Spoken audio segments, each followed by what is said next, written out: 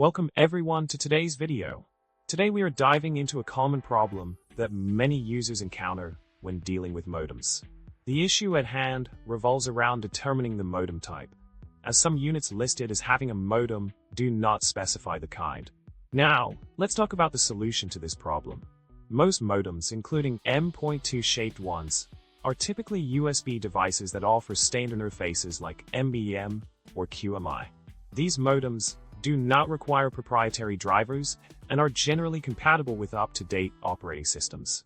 You can find more information on configuring different types of modems with tools like Modem Manager and USB_mode switch, which are usually included in modern OS setups.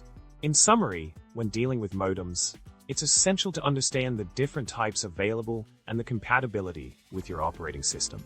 By following the guidelines and resources mentioned earlier, you can successfully set up and configure various modems for your needs. Thanks for watching, and don't forget to subscribe, like the video, and leave a comment with your thoughts. Remember, a modem a day keeps the Wi-Fi issues away.